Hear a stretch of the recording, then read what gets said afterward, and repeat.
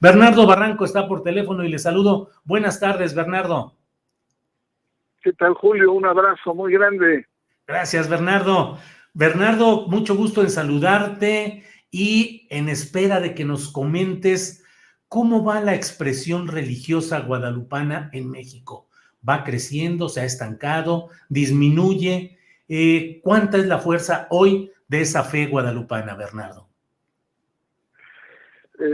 Mira, Julio, generalmente en la historia de la Virgen de Guadalupe, en la historia de México, los adherentes crecen en los momentos de mayor crisis que ha habido en la historia, en las inundaciones, Se cortó. Bernardo, ya recuperamos la llamada. Nos decías que en la historia mexicana, sí, estas expresiones... Sí, te comentaba que en la historia de México, la vocación, digamos, hacia la Virgen de Guadalupe crece en los momentos de crisis. En los momentos de crisis, ya sea, por ejemplo, en el siglo XVII, con inundaciones que duraron 2 años en la Ciudad de México, en momentos de peste al principio, que fueron muy dramáticos en la vida central de Mesoamérica. Hay un manto como protectores, como una instancia última en donde la gente deposita su fe, y sobre todo por las raíces prehispánicas. Ahora, lo que ha pasado estos días ha sido en torno a la pandemia, sobre todo la inhibición que ha existido por parte de las autoridades y de la propia Iglesia Católica desde el año pasado, que no hubo estas concentraciones masivas. Ahora hubo concentraciones, pero fueron reguladas, fueron administradas, ¿no? En la lógica que me parece muy importante y muy saludable de la sana distancia. ¿Por qué? Pues porque es gente que viene de las más diversas regiones del país. Imagínate nada más que haya un brote de contagio y después estas gentes se lo lleven a rancherías, a diferentes lugares, a ciudades más pequeñas de diferentes lugares del país. Sería una verdadera desgracia. Entonces creo que tanto los peregrinos, los creyentes, como las autoridades y la propia Iglesia han actuado con sensatez en este momento. Sí se abrió, pero fue de manera ordenada, regulada y sobre todo guardando la sana distancia. Se pensaba que iba a llegar entre 4 o 5 millones. Al parecer, según informes, fueron 3 millones de personas, lo cual pues no es un número menor, es un número importante, es una concentración bastante significativa, mi querido Julio. Lo cual, Bernardo, entiendo que a pesar de estas restricciones, la gente sigue manifestando su fervor en las calles, como ya lo vimos, pero hoy esos segmentos tradicionalmente volcados al guadalupanismo son más en cuantía y en pasión y entrega en razón de la pandemia, Bernardo.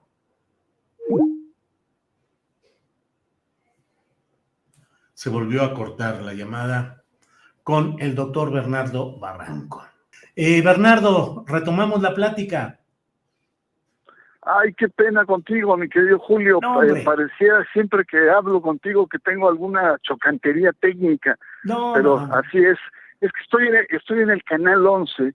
Ajá. Y no sé por qué al interior no entran las llamadas. Así es que para hablar contigo me salí al estacionamiento de mi coche, pero ahora con estas dificultades, francamente me salí a la calle. Así es que estoy hablando desde la calle, o sea, ya no hay pretexto técnico ahora. Bueno, Bernardo, adelante, por favor. Lo que creo, sí, lo que me gustaría comentar contigo, con tu auditorio, es la importancia social, histórica y simbólica de la Virgen de Guadalupe en la historia de nuestro país. Es decir, sus raíces se remontan a la fusión, el religioso que se dio entre Tonantzin, que era una enorme deidad en el mundo mesoamericano, y Guadalupe, que era una advocación de María de Extremadura, morena en la tradición de las vírgenes negras. Entonces, es muy interesante porque frente al trauma de la conquista española, es decir, el universo mexica era un universo militar, tenían un poderío muy grande en la región, ejercían el tributo, y al ser sometidos en la conquista, entran en orfandad, y por lo tanto recurren a Tonantzin, convertida ya en María de Guadalupe, y hay esta verdadera, digamos, sintonía. Los mismos frailes franciscanos se admiraban en aquellos años cómo en la ermita del Tepeyac, donde había sido puesta un espacio sagrado para la Virgen de Guadalupe, que antiguamente era de Tonantzin, la gente venía de diferentes partes de la región. Y por lo tanto, entonces, desde ahí está esta relación, digamos, de cercanía, de apoyo, de consuelo materno, de protección, de cercanía, sobre todo con los sectores más desposeídos. Y bueno, María de Guadalupe, Tonantzin ha acompañado pues en las grandes gestas, la independencia, la Revolución Mexicana con los zapatistas, también ha estado muy presente en lo que fue el levantamiento armado del 94 en Chiapas. Así es que tenemos una expresión muy fuerte de la Virgen de Guadalupe en la historia de nuestro país. Bernardo, y esa confianza y esa credibilidad de la Virgen de Guadalupe hacia los mexicanos no ha sido afectada por toda la serie de incidentes de los humanos presbíteros, de los sacerdotes católicos en toda esta historia tan accidentada de los últimos años? Fíjate que no. Y pareciera contradictorio, mi querido Julio, pero hay que diferenciar muy bien entre lo que es el culto, ¿no? La religiosidad popular, y lo que es propiamente la Iglesia Católica.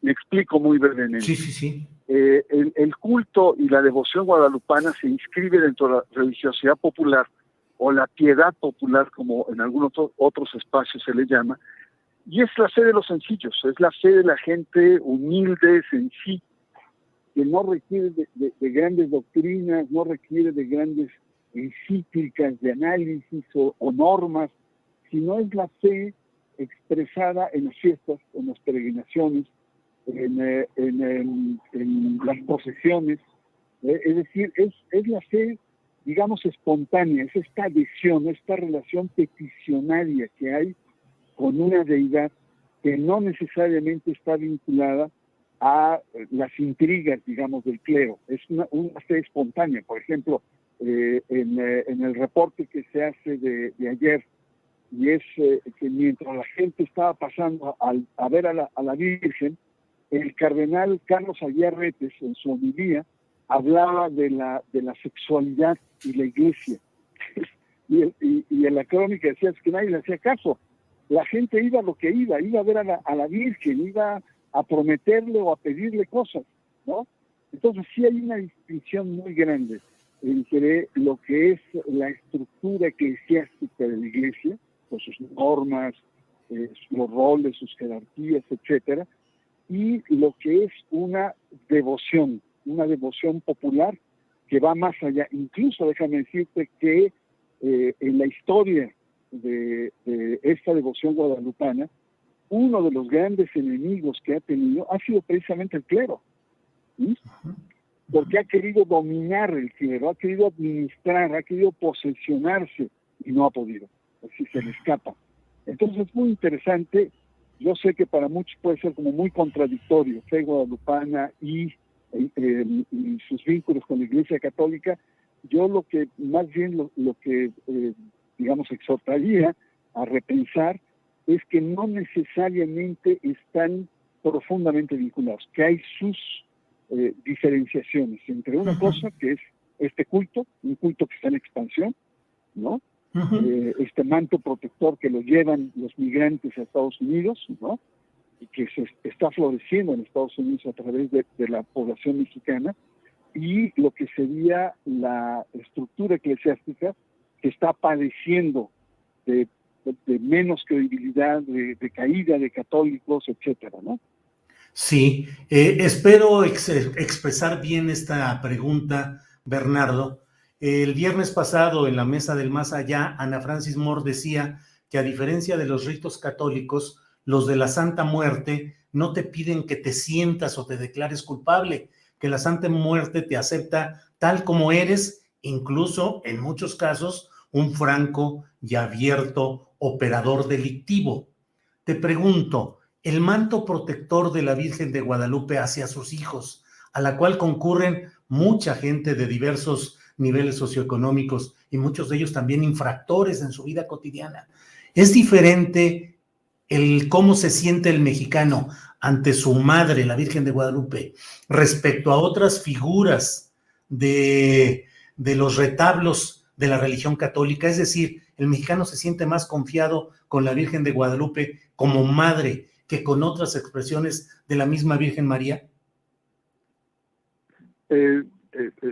Mira, déjame planteártelo así, querido Julio.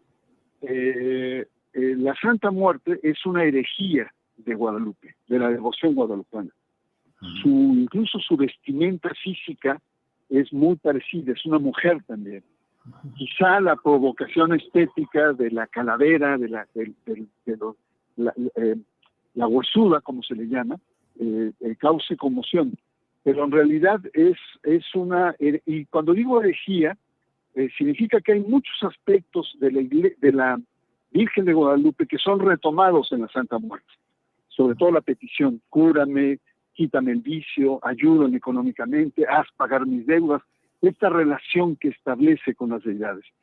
La diferencia con la Santa Muerte es que la Santa Muerte refleja un otro sector social rudo, urbano, complejo, que fue creando una economía informal, reglas propias en muchos sectores de la delincuencia urbana, etcétera, y la Santa Muerte tiene características diferentes, pero complementarias. No solamente es ayúdame, Virgen linda, hermosa, a ser mejor, sino ayúdame, protégeme frente a aquel que me quiere hacer daño. E incluso hazle daño a aquel que me quiere afectar, ¿no? Entonces, de ahí que muchos se asocia a la Santa Muerte con muchos grupos delictivos de narcotráfico, carteristas, prostitutas, etcétera. Pero en realidad para mí es fascinante el fenómeno de la Santa Muerte porque refleja fielmente el mundo duro, rudo, complejo, moderno en el que viven sectores también subalternos, desprotegidos, y que recurren a la deidad guadalupana, pero la adaptan. En realidad, cuando digo herejía, es una adaptación, es una complementación que hacen de la Santa Muerte. Para muchos, pues para muchos antropólogos, etnólogos, sociólogos, la Santa Muerte resulta un fenómeno religioso profundamente fascinante y también es un culto, es decir, no depende de estructuras religiosas. Entonces, y es algo que es natural y que ha crecido también de manera muy importante en los últimos años. Bernardo, como siempre, te agradezco mucho que compartas con nosotros tus conocimientos y solo cierro preguntándote en este terreno de la Virgen de Guadalupe, si es que tenemos algún tipo de expresiones, es decir, hay segmentos intelectuales que entre serio y broma dicen soy marxista guadalupano o soy ateo guadalupano. ¿Crees que la religiosidad guadalupana le pegue e impacte incluso a gente intelectualizada que es atea o repele lo religioso, pero sí es impactada por lo guadalupano. Y yo creo que sí. Es muy interesante, querido Julio, porque si tú haces una encuesta y le preguntas a los mexicanos si creen o no en la Virgen de Guadalupe, por lo menos el 80% te va a decir que sí. 8 de cada 10 mexicanos creen en la existencia de la Virgen de Guadalupe. Por lo tanto, entonces, la Virgen de Guadalupe tiene una existencia social. Sociológicamente, la Virgen de Guadalupe existe, porque el 80% de la gente cree en ella, independientemente si fueron los milagros, si se apareció, si hay una teofonía, independientemente hay una existencia social. Y es una existencia social que ha estado desde el origen muy articulada a la identidad nuestra. Al principio sirvió de cohesión con el universo indígena, un universo indígena aplastado, reprimido y sobre todo amenazado. La Virgen sirvió como un resguardo y ha estado en momentos importantes de la historia, entonces, y sobre todo con los pobres y con las causas como la independencia, como la revolución, como causas populares en donde la Virgen es usada como estandarte y como un factor de cohesión. Por lo tanto, entonces, sobre todo en la izquierda, pues imagínate que sea un factor de articulación social, de protección a los más débiles, pues siempre hay una simpatía, y no solamente es una simpatía coyuntural, sino es pensar en la Virgen como un factor que otorga una cierta identidad, ¿no? Una Virgen morena, una Virgen que se hace indígena, una Virgen que privilegia a los pobres, una Virgen que tiene un vínculo muy fuerte con el conjunto de la cultura mexicana. Entonces sí, no solamente hay gentes de izquierda, marxistas, ateos, que se dicen guadalupanos, que lo he escuchado, y a veces no en broma, muy en serio, pero también judíos. Sí. ¿Sí? Judíos que vienen de otra contextura histórica, religiosa, que sienten una profunda simpatía por la Virgen de Guadalupe. Entonces, sí creo que estamos ante un fenómeno que va más allá de lo religioso, claro, y que penetra profundamente las capas de la construcción de la identidad mexicana, que ha evolucionado, sí, y ha tenido sus altos y bajos en la historia también, y ha tenido sus adaptaciones o herejías, como el caso de la Santa Muerte también. Pero ahí está como una constante histórica que está por cumplir 500 años, ni más ni menos 500 años en la historia y la identidad de nuestro país. Híjole, Bernardo, pues muchas gracias, de verdad, como siempre, por tu tiempo en este análisis que nos has hecho desde algún lugar de las calles politécnicas de la capital del país. Bernardo.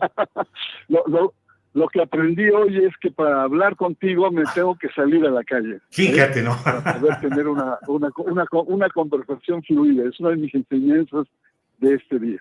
Bernardo, igual, que estés muy bien. Aprecio mucho tu participación, tu análisis. Gracias, Bernardo. Hasta luego.